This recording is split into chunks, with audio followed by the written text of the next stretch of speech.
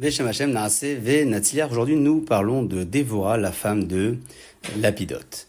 La femme à laquelle Hachem livra le général de l'armée de Yavin était Dévora. C'était une femme d'une famille aisée et respectable. Elle possédait des palmiers à Yericho, des vignes à Rama et des oliviers dans la vallée de Bethel. Elle ne ressentait aucun bonheur, ni aucune supériorité pour sa richesse, car son seul désir était de servir à Kadosh Baruch Hu et d'aller dans ses voies. Son mari, Barak, n'était pas capable d'étudier la Torah. Aussi, pour lui donner du mérite, Dvorah fabriquait des mèches pour éclairer le temple et les maisons d'études. Elle persuadait son mari à les offrir en lui disant « Apporte ces mèches, tu seras compté parmi les justes et tu jouiras d'une vie éternelle dans le monde futur. » Barak suivit le conseil de sa femme vertueuse et depuis, il reçut le surnom de Lapidote, traduit par lampion. Les bonnes actions de Dévora plurent à Hachem et il la doit de prophétie. Puisque tu as voulu augmenter ma lumière et que tu as fait tant d'efforts, lui dit à Hachem, j'agrandirai moi aussi ta lumière et ton renom luira sur terre. Lorsqu'ils remarquèrent le don prophétique de Dévora, les Juifs accoururent de tous les coins du pays pour entendre la parole d'Hachem de sa bouche. Son renom se répandit, tous reconnurent qu'elle était supérieurement intelligente. Lorsqu'on avait une controverse à régler, par exemple, un problème à résoudre ou tout autre souci qui pesait, on venait demander l'avis de la prophétesse. L'honneur que les Juifs lui témoignaient ne la rendait jamais orgueilleuse. Elle sortait de chez elle, allait s'asseoir sous un palmier et c'est là qu'on venait lui parler. Elle recevait le peuple en dehors de sa maison pour prouver qu'elle ne recherchait ni son honneur à elle, ni celui de sa famille, ni celui de ses ancêtres. Elle ne faisait que transmettre ce que Hachem lui avait révélé. C'était donc elle, la prophétesse, qui prophétisait dans les temps de la défaite de Sisra que nous allons aborder plus tard.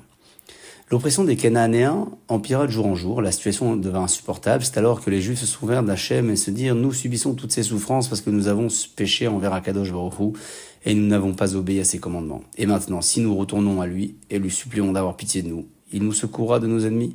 Tout le peuple se rassembla dans les montagnes de la Judée. Il fut décidé que tous jeûnent 7 jours, hommes, femmes et enfants.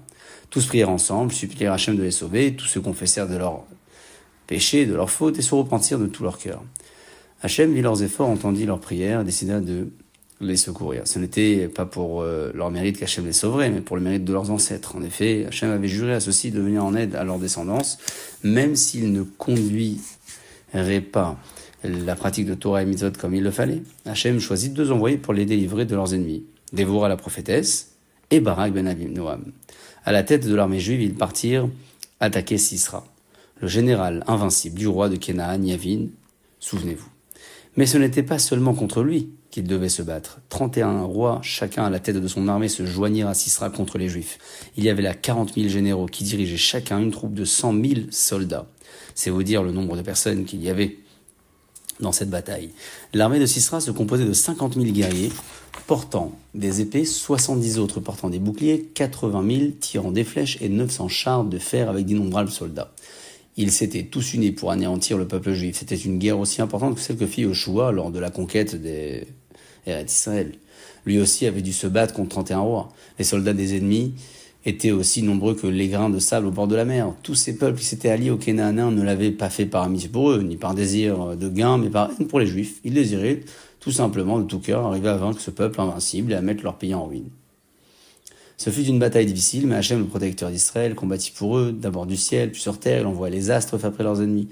Les étoiles se rapprochant de la terre causèrent une chaleur torride et rendirent leurs épées brûlantes. Les guerriers ennemis descendirent rafraîchir leurs armes qu'ils ne pouvaient plus tenir dans le fleuve de Kishon. Attenant à leur camp, Hachem fit alors un tourbillon dans le fleuve, les soldats s'y noyèrent, et le courant entraîna les corps jusqu'à la mer.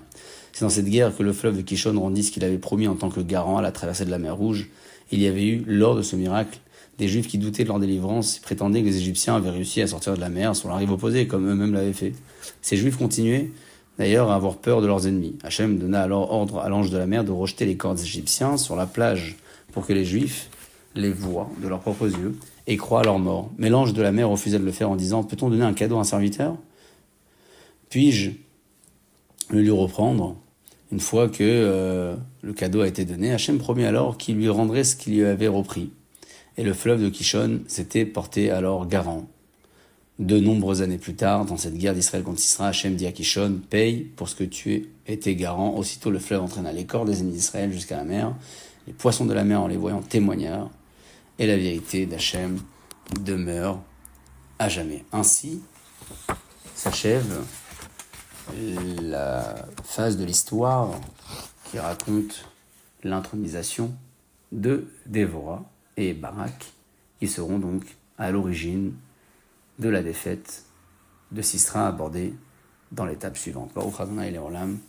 Amen et Amen.